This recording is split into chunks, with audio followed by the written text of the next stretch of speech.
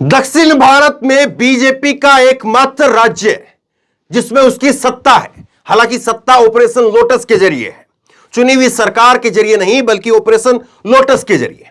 लेकिन बीजेपी दावा करती रही कि कर्नाटक उसका गढ़ है, उसका किला है। हालांकि सच्चाई यह है कि 2018 के पिछले विधानसभा चुनाव के दौरान ही यह किला ध्वस्त हो गया था, इसमें सेंध लग गई थी। सबसे बड़ी पार्टी होने के बावजूद बीजेपी वहां पर सरकार नहीं बना पाई थी। कांग्रेस की और जेडीएस की सरकार बनी और उसके बाद ऑपरेशन लोटस से कैसे फिर बीजेपी ने सरकार बनाई। लेकिन अब 2023 के विधानसभा चुनाव के लिए बीजेपी की राह आसान नहीं है और दोबारा से ऐसी परिस्थिति पैदा हो गई है जो बीजेपी के लिए डराने वाली परिस्थिति है। बीजेपी के सबसे बड़े नेता, कर्नाटक के सबसे बड़े नेता येदियुरप्पा, उनके बेटे बगावत करने को तैयार हो गए और ऐसा घमासान मचा है कि बीजेपी अंदर खाने हिल गई है। क्या है पूरा सीटों का समीकरण और कैसे लगातार नरेंद्र मोदी चक्कर काट रहे हैं और कैसे वहां पर वोट शेयर के बावजूद कांग्रेस जो हार गई थी पिछली बार, इस बार क्या कार्ड कांग्रेस चल रही है, पूरी खबर को आप ध्यान से देखिए। कर्नाटक में इस बार 2024 की राह आसान नहीं है और कर्नाटक गया तो 2024 गया क्या, यह भी बड़ा सवाल है। पहले आप ये खबर देखिए, हेडलाइन में आपको दिखा रहा हूं, नवभारत टाइम की खबर देखिए।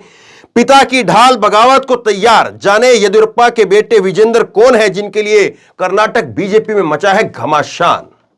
ये आप देखिए, बेटे के लिए सीट छोड़ने का ऐलान किया था, राजनीति से संन्यास का ऐलान कर दिया येदियुरप्पा साहब ने और अपने बेटे को मिठाई खिला रहे हैं। अब बेटे के खातिर बगावत को तैयार हो गए हैं। खबर यह निकल करके सामने आ रही है।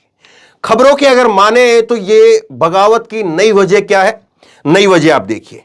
दरअसल येदियुरप्पा ने पिछले साल 2021 के अंदर सीट छोड़ी, अपनी कुर्सी छोड़ी, मुख्यमंत्री पद वो बोमई के पास चला गया। बीजेपी ने दिल्ली से उनको बोमई को वो बना दिया। लेकिन येदियुरप्पा वो ये मानते हैं कि उनको जिस तरह से दरकिनार किया गया वो कर्नाटक की राजनीति के अंदर एक बड़ा उलटफेर करेगा। और जो इनके बेटे हैं उनके लिए उन्होंने शिकारीपुरा एक विधानसभा क्षेत्र है जिनसे वो खुद लड़ते थे, वहीं पर वो लड़ने की उनकी घोषणा कर दी। अब इसके बाद में बीजेपी के ही दूसरे कद्दावर नेता है जिनका नाम है सीटी रवि। सीटी रवि कह रहे कि नहीं, शिकारीपुरा से कौन लड़ेगा इसका फैसला हाईकमान करेगा। अब क्या यह लड़ाई केवल एक सीट भर की है? बिल्कुल नहीं, यह लड़ाई एक सीट की नहीं है, एक विधानसभा पर कौन लड़ेगा इस बात की लड़ाई नहीं है। यह लड़ाई वर्चस्व की लड़ाई है, वजूद की लड़ाई है, अस्तित्व की लड़ाई है कि कौन किसका पलड़ा भारी है, यह दिखाने की लड़ाई है। अपने अपने कार्यकर्ताओं को, अपने अपने नेताओं को संदेश देने की लड़ाई है। और इसीलिए येदियुरप्पा के बेटे और येदियुरप्पा के बेटे की राजनीति पर अगर आप नजर डालेंगे तो बड़ी दिलचस्प राजनीति है। येदियुरप्पा के बेटे 2009 के अंदर राजनीति में आए और जब ये राजनीति के अंदर आए येदियुरप्पा के बेटे, उसी वक्त में येदियुरप्पा के ऊपर भ्रष्टाचार के आरोप लगे, कुर्सी चली गई। और जब कुर्सी चली गई तो आज वही बेटे वो सपना पाल रहे हैं कि आज वो इतने सक्षम है कि अपने पिता को सबसे बड़ी कुर्सी यानी मुख्यमंत्री की कुर्सी वो दिलवाएंगे। और यहीं से बगावत का रास्ता खुलता है। अब तीन बड़े कारण ऐसे हैं जो कर्नाटक में बीजेपी की राह को मुश्किल में डाल रहे हैं। पहला कारण, बीजेपी के अंदर खाने की बगावत। यह पहला कारण है। लगातार बीजेपी के अंदर से नेता निकल करके जा रहे हैं। कर्नाटक दक्षिण भारत के सबसे अमीर राज्यों में से एक है, या यूं कहें कि सबसे अमीर है तो शायद गलत ना हो। लेकिन जो वहां पर सत्ता में है वो सत्ता में ही बना रहना चाहते हैं और इसीलिए बीजेपी को छोड़ करके कांग्रेस की तरफ देख रहे हैं कि कांग्रेस वहां पर सत्ता में आएगी। दिलचस्प वो वोट शेयर का भी मामला है, मैं आपको आगे बताता हूं। दूसरा कारण बीजेपी के अंदर प्रेशर है बीजेपी, और प्रेशर में खुद बीजेपी वो गलतियां कर रही है। प्रेशर है कि 2024 3 राज्यों में बीजेपी ने अपनी सरकार बनाई नॉर्थ ईस्ट के अंदर, लेकिन कर्नाटक वो बड़ा चुनाव है। कर्नाटक का चुनाव कर्नाटक जिसके पास में, तो यानी ये मान करके चलिए खजाना उसके पास में। 2024 के चुनाव के लिए खजाना चाहिए और खजाना कर्नाटक के अंदर, पैसे वाला स्टेट है कर्नाटक। और इसीलिए प्रेशर जो है इतना भारी भरकम है कि जैसे तैसे ये इन प्रकरण वहां पर सरकार बननी चाहिए, लेकिन सरकार बन नहीं पाई थी पिछली बार भी। 2019 के चुनाव से ठीक पहले 2018 में वहां पर सरकार नहीं बना पाई थी। अब कुछ लोग कहेंगे कि अगर इतना बड़ा चुनाव है तो फिर तो बीजेपी कुछ भी करेगी, चुनाव वहां पर पक्का जीतेगी, नहीं जीतेगी तो भी सरकार बनेगी, लेकिन ऐसा हुआ नहीं था।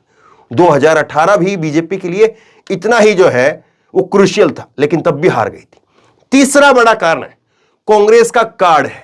कांग्रेस वहां पर जम करके कार्ड खेल रही है और कांग्रेस एक के बाद एक ऐसे कार्ड निकाल रही है, ऐसे पत्ते निकाल रही है कि बीजेपी के पास में उसकी काट नहीं है। कांग्रेस का मैं आपको दिखाता हूं। राहुल गांधी पहुंचे, कल राहुल गांधी गए थे और उन्होंने क्या घोषणाएं की है सुनिए। कर्नाटक में युवाओं के लिए कांग्रेस का वादा, ग्रेजुएट युवाओं को हर महीने 3,000 रुपए 2 साल तक, ग्रेजुएट युवाओं को, बेरोजगार युवाओं को, डिप्लोमा होल्डर्स को 1,500 रुपए 2 साल तक, 10 लाख युवाओं को रोजगार, 2.5 लाख युवाओं को सरकारी नौकरी। देखिए, सरकारी नौकरी और रोजगार दोनों अलग अलग करके दिखाए, तो वोटर के अंदर जो है एक संदेश जाता है कि हां कुछ ईमानदारी बरती जा रही है, वरना ये 10 और 2 को मिलाकर के 12 होते हैं।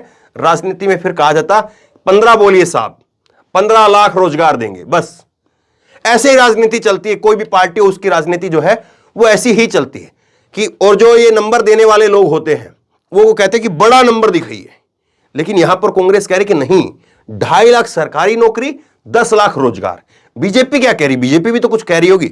बीजेपी का देखिए आप, बीजेपी कह रही है कर्नाटक में बीजेपी की वापसी हुई तो सभी मदरसे बंद होंगे। भाजपा विधायक ने जनसभा के दौरान असम का दिया उदाहरण। तो बीजेपी मदरसे और ये हिंदू, ये मुस्लिम, ये फलां, ये ढमका ऐसे पे चल रही है। अब बताइए कौन कितने दिनों तक जो इस चीज को सहन करेगा। कर्नाटक में लिंगायत, वोकालिंगा और उसके साथ दलित, ओबीसी, मुस्लिम, ये निर्णायक वोटर है वहां पर। और कब तक जो है ये हिंदू मुस्लिम का जो है वहां पर कार्ड चलेगा, सवाल ये है। अब जो है अगर वोटों की बात करें, समीकरण की अगर बात करें, तो समीकरण बड़ा दिलचस्प है। मैं आपको कुछ आंकड़े बताता हूं, आपको समझ में आएंगे तो आप चौंक जाएंगे। 2018 के अंदर बीजेपी सबसे बड़ी पार्टी थी, 104 सीटें थी बीजेपी के पास में, और वोट शेयर कितना था मालूम है? वोट शेयर था 36%। कांग्रेस दूसरे नंबर पर, बड़ी पार्टी, 80 सीटें आई, वोट शेयर कितना? 38%। सबसे ज्यादा वोट शेयर कांग्रेस के पास में था, सीटें बीजेपी के पास में थी। यानी प्रदेश के लोग सबसे ज्यादा कांग्रेस को, सरकार को चाहते थे। सीटों के लिहाज से बीजेपी वहां पर जीत गई, क्योंकि कुछ कुछ मार्जिन से जो है वो सीटें उसके पास ज्यादा चली गई। 100 वोटों से, 200 वोटों से, 500 से, 1000 से, 2000 से वो उधर सीटें चली गई। और जेडीएस उसके पास में 37 सीटें थी। 104 सीटें बीजेपी के पास में, बीजेपी को 15 दिन का वक्त दिया राज्यपाल के द्वारा, सरकार नहीं बना पाए। दूसरी तरफ कांग्रेस और जेडीएस का गठबंधन हो गया, 37 प्लस में 80, 117 के साथ में सरकार बना ली। लेकिन 117 पर खतरा बीजेपी का मंडराया और सरकार गिरा करके ऑपरेशन लोटस से सरकार बनी। क्या अब ये सब चीजें कर्नाटक के लोग नहीं देख रहे होंगे? और यात्रा जो निकली है, भारत यात्रा राहुल गांधी की, उसका कितना असर होगा? ये कर्नाटक के पहला ऐसा राज्य होगा जहां से तय होगा। तो बहरहाल कर्नाटक से जो खबर आ रही है बीजेपी के लिए अच्छे संकेत नहीं है, बीजेपी के लिए बहुत खतरनाक, बहुत डरावने संकेत सामने आ रहे हैं। इस खबर को शेयर कीजिए, लोगों तक पहुंचाइए। आप क्या सोचते हैं, आप क्या समझते हैं, नीचे कमेंट बॉक्स में लिख करके मुझे जरूर बताइए। और इसी तरह तमाम खबरों के लिए ऑनलाइन न्यूज इंडिया को सब्सक्राइब कीजिए, साथ में जो बेल आइकन है, घंटी है, उसको जरूर दबाइए, ताकि जैसी कोई खबर अपलोड करें उसकी नोटिफिकेशन सीधे सबसे पहले आपको मिल सके। धन्यवाद।